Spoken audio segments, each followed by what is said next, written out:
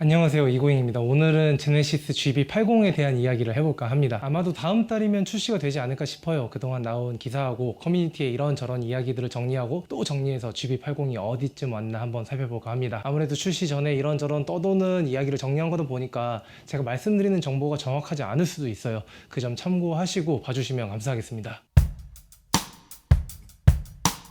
먼저 파워트레인에 대한 부분을 살펴볼게요. 일단은 디젤 모델만 출시한다는 소식이 있어요. 가솔린은 시간이 조금 더 걸리는 것 같고요. 모하비에 쓰인 3리터 S2 개량 엔진이 아닌 완전히 새롭게 개발된 3리터 직렬 6기통 엔진이라고 하는데요. 우리나라 SUV 중에는 3리터 디젤 엔진이 모하비 말고는 없어서 아마 큰 인기를 끌 수 있지 않을까 하는 생각이 듭니다. 가솔린 모델의 출시는 아마도 내년으로 넘어갈 듯 보이고요. 2.5리터 세타3 가솔린 터보하고 3.5리터 가솔린 터보 GDI 엔진, 이 두 개의 엔진 라인업이 거의 확실하다고 보면 될 것 같아요. 시대의 흐름에 맞게 향후에 플러그인 하이브리드라든지 전기차도 출시될 수 있다라고 하는데 이건 조금 더 지켜봐야 알 수 있겠죠. 여기저기서 충전 중인 스파이샷을 보면 시간은 걸리더라도 분명 나오긴 할 겁니다. 이번에 호주에서 재밌는 일이 하나 있었습니다. 바로 스타렉스를 가지고 N 버전으로 만든 건데요. 만우절 이벤트로 선보였던 장난이 현실이 되어서 돌아왔습니다.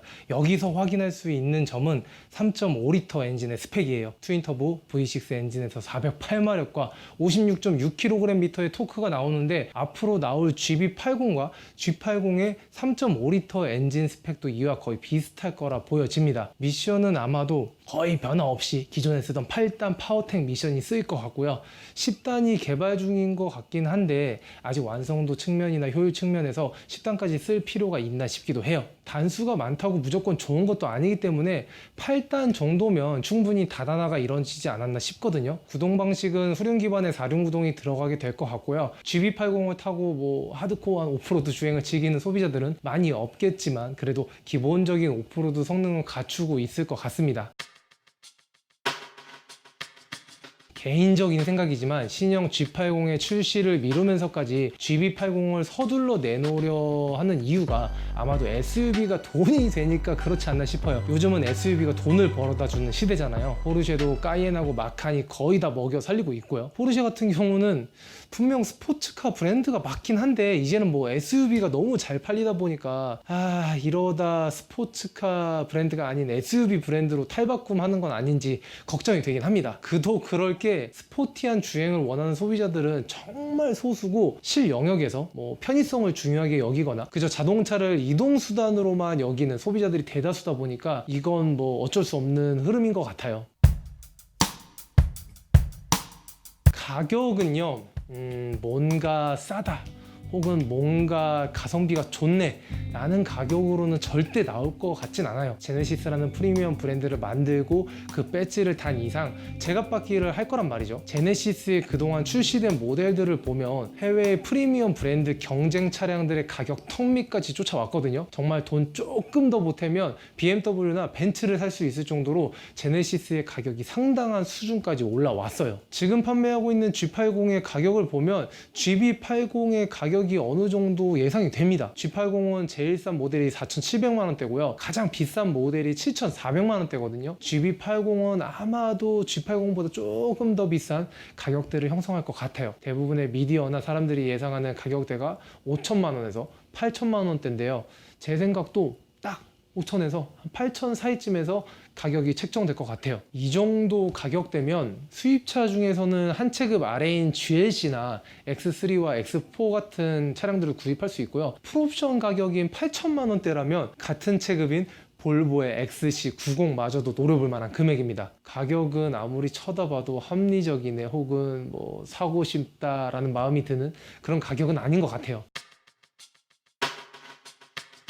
재원을 확실하게 알 수는 없지만 아마도 5m가 채 넘지 않는 대형 SUV가 될 것으로 보입니다. 아마도 팰리세이드보다 약간은 작게 나올 가능성이 높은데 그럼에도 불구하고 3열이 존재하는 7인승 옵션이 나올 가능성이 굉장히 높아요. 그 이유가 바로 3열 스피커라든지 시트 조작 버튼들이 위치한 점이라든지 3열을 위한 송풍구가 몇 장의 스파이샷을 통해서 확인이 됐기 때문이죠. 사실 전장이 5m가 넘는 풀사이즈 SUV들도 3열의 의자를 펼쳐뒀을 때는 트렁크 공간이 상당히 상당히 협소해지는데요. 제가 얼마 전에 5m가 훌쩍 넘는 풀사이즈 SUV인 X7을 타봤거든요. 3열은 성인이 타기에 무릎 공간도 충분치 않고 트렁크 공간도 그렇게 넓지 않았어요. 3열을 접어야만 넓은 트렁크 공간을 확보할 수 있더라고요. GB80은 5m가 채 되지 않는 사이즈로 나올 것 같고 상대적으로 더 작은 SUV다 보니까 3열이 접혀있지 않다면 트렁크 공간이 상당히 제한적일 수밖에 없을 것 같습니다. 7인승 옵션이 많은 사람들에게 필요할까 싶은 의문은 조금 있어요. 추후에 나올 GB90이라는 풀사이즈 SUV가 남아있기 때문에 정말 7인승이 필요한 사람들에게는 5m가 넘는 풀사이즈 SUV가 더 좋지 않을까 하는 생각이 들긴 하는데요. 우리나라에는 5인승만 출시할지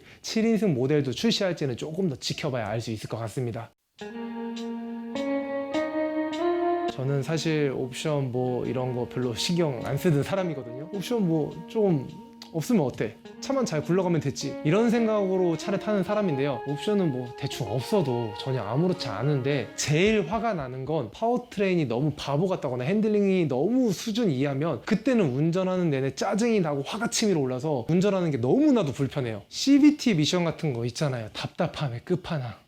이건 진짜 답이 없는 미션인 것 같아요. 어쨌든 통풍 시트나 뭐 HUD나 크루즈 컨트롤 이런 거 없어도 운전 잘만 했는데 요즘에 생각이 조금 바뀌었습니다. 요즘 나오는 기술들은 단순히 크루즈 컨트롤을 넘어서 반자율 주행이 되는 차들이 하나 둘 나오다 보니까 또 그런 차를 타고 막히는 시내나 장거리 고속도로 주행을 하다 보니까 정말 너무 편한 거예요. 반자율 주행 레벨이 높으면 높을수록 정말 편해지죠. 알아서 가고 서고 차선 맞춰 주행해 주고 운전의 피로도가 정말 많이 줄어듭니다. 우리나라는 역시 IT 강국이라 그런지 이런 옵션이나 전자장비는 그 어떤 브랜드에도 밀리지 않는 것 같아요. 현기가 이런 건 정말 잘하잖아요. GB80에 들어가는 HADA2는 기존 주행보조 장치보다 한 단계 높은 성능을 갖추고 있어요. 두 가지 기능이 추가되었는데요. 하나는 테슬라처럼 자동 차선 변경이 가능하다는 점, 그리고 또 다른 하나는 끼어드는 차량에 대응할 수 있다는 점입니다. 이 두 개만으로도 반자율 주행의 완성도는